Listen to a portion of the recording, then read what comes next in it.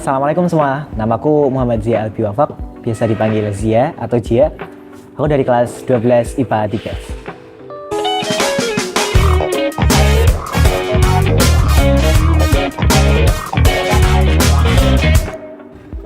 Prestasi yang kakak raih di tingkat SMA ini? Selama di madrasah, alhamdulillah aku udah cukup banyak mengantongi prestasi. Di antaranya yang pertama aku juara pertama KSM Fisika tingkat Kabupaten Kudus, sehingga kan aku maju ke tingkat provinsi nih. Terus aku di sana ketika lomba itu alhamdulillah bisa meraih juara harapan 2. Kemudian aku di tahun selanjutnya aku pernah ikut Kosmi Mapel Fisika, alhamdulillah sampai ke final di Jakarta dan meraih medali perak waktu itu. Dan yang terakhir, yang baru-baru ini aku ikut Olimpiade Sains Nasional dari Puskesmas Kemendikbud dan alhamdulillah aku meraih medali perak Mapel Fisika. Apa perjuangan yang telah kakak lakukan ketika mengikuti perlombaan-perlombaan tersebut? Pertama-tama ketika aku mulai mengikuti Olimpiade ini, banyak PR yang harus aku kerjakan, banyak tugas, banyak materi yang harus aku kejar, terutama karena fisika ini materinya luas dan tidak hanya meliputi materi SMA saja, bahkan sampai ke kuliah. Nah, setelah aku mendapatkan banyak tugas itu ya tentunya aku belajar banyak, aku meluangkan waktu yang tadinya aku banyak sekali fokus pada mata pelajaran di madrasah, sekarang aku lebih banyak fokus pada saat itu ya, aku lebih banyak fokus ke Olimpiade waktu kelas 10 sama kelas 11. Jadi hari-hari itu aku banyaknya belajar mulai dari, jadi ketika misalkan jam kos di kelas waktu itu kan aku masih semi daring, aku biasanya ke perpustakaan buat belajar, kemudian nanti malam masih lanjut belajar lagi. Terus ya begitulah siklus hidupku setiap hari ketika masih menjadi pejuang Olimpiade kayak gitu. Ketika mengikuti perlombaan, apakah dia ini menemukan kendala-kendala? Kendala ketika mengikuti perlombaan itu banyak. Kebetulan ya di tahunku itu OSN atau Olimpiade Sains Nasional itu dilaksanakan secara online. Jadi kita benar-benar nggak tahu bagaimana suasana lomba yang kita hadapi, karena kita hanya menghadap layar komputer dan menghadap layar Zoom. Jadi kita juga nggak tahu lawannya kita siapa, kita nggak tahu rasa deg-degan ketika lomba itu bagaimana. Dan satu masalah yang mesti dihadapin ketika kita menggunakan sistem daring itu pasti ada kendala server atau kendala teknis. Nah, itu aku termasuk yang pernah mengalami hal itu. Ketika aku dulu Olimpiade Sains Nasional tingkat kota, itu ketika aku mengerjakan soal sempat kejadian mati lampu di madrasah sampai aku kehilangan waktu sekitar 15 sampai setengah jam waktu itu. Tapi alhamdulillah nilaiku tetap ke cover, terus bisa lanjut ke tahap berikutnya. Apa yang memotivasi kakak ikut perlombaan-perlombaan tersebut? Motivasiku yang paling utama ialah aku melihat bahwa di Mapel Fisika, di Mapelku ini belum pernah ada siswa yang bisa meraih medali. Jadi aku pengen banget jadi orang pertama yang bisa meraih medali untuk Mapel Fisika perwakilan dari Mandua Kudus. Dan alhamdulillah tahun ini target itu bisa terpenuhi, dan juga karena aku medali perak ya, aku jadi orang pertama yang mendapatkan medali perak untuk Mandua Kudus. Kalau dari orang tua Kak Zia sendiri nih, apa tanggapan ketika kakak prestasi-prestasi di dalam perlombaan tersebut? Ya, ketika awal-awal aku mulai terjun ke dunia Olimpiade, sebenarnya orang tua itu agak khawatir tentang kondisi badan, tentang kesehatan, tentang pelajaran. Bahkan karena aku ketika di pertengahan berjuang dalam Olimpiade itu pernah sakit, itu sampai orang tua agak meminta supaya aku berhenti di Olimpiade. Tapi ketika pengumuman lomba, alhamdulillah kan itu disiarin di YouTube ya. Ketika orang tua menonton, alhamdulillah mereka sangat excited ketika tahu aku dapat medali perak. Di samping hal akademik ini Kak, dalam bidang apa lagi yang Kak Zia sukai atau kemarin? Aku sebenarnya cukup tertarik dalam hal seni. Pertama, seni musik. Aku suka main piano dan bisa main gitar sedikit. Terus aku juga suka nyanyi. Kebetulan aku vokalis rebana di Mandua Kudus. Terus di bidang lain aku juga suka seni tari kontemporer.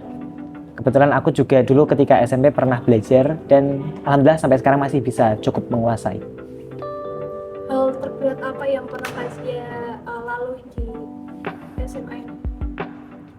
Selama di madrasah, hal terberat yang pernah aku alami, mungkin ketika matsama aku mengurus matsama tahun ini sampai tahun lalu, maksudnya tahun ajaran 2020-2023, ketika matsama sampai pelantikan, sampai aku purna, itu masa-masa yang menurutku paling berat karena kebetulan pada saat periode waktu itu aku punya banyak banget tanggung jawab. Yang pertama, aku menjadi ketua OSIS dan menjadi ketua kepanitiaan untuk matsama.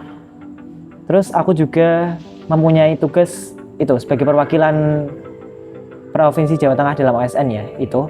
Terus juga aku mengikuti lomba dari UNES sama juga lomba fisika tingkat nasional juga. Dan itu menjadi memberikan banyak banget tekanan karena tanggung jawabnya besar sekali. Aku harus bisa membagi waktu, bisa membagi diri untuk ketiga hal tersebut. Oh iya, di luar itu aku juga masih jadi pengurus boarding. Ya, jadi tanggung jawabnya tambah banyak lagi dong. Gitu. Nah, gimana cara kakak membagi waktu tersebut? Jujur aku bukan seorang pembagi waktu yang baik. Aku dalam sehari aku lebih suka menarget apa yang harus aku lakukan daripada membuat schedule. Jadi biasanya dalam sehari itu aku targetkan aku harus mereview pelajaran yang besok akan aku dapatkan di kelas. Itu wajib kalau buat aku. Biasanya aku lakuin malam tapi jamnya nggak aku tentuin.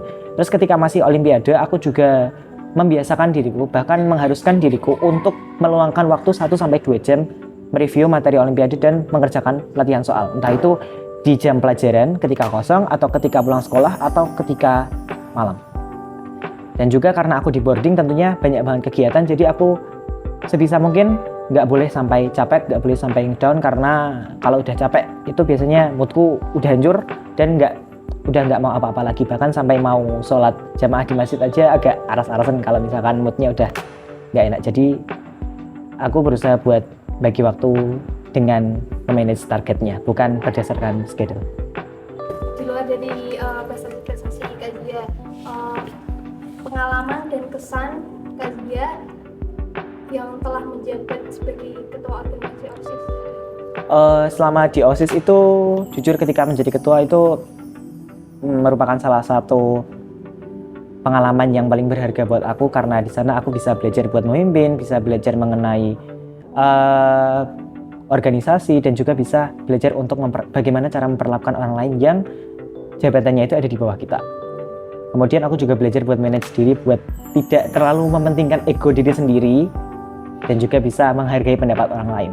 Tapi ketika awal aku menjadi ketua OSIS, kesan paling mendalam yang aku dapat itu menjadi ketua bukan soal siap atau tidak untuk menjalankan tugas, tapi siap atau tidak untuk dipertanggungjawabkan di depan Allah. Karena apa yang kita pimpin itu besok akan ada catatannya dan akan dipertanggungjawabkan di akhirat.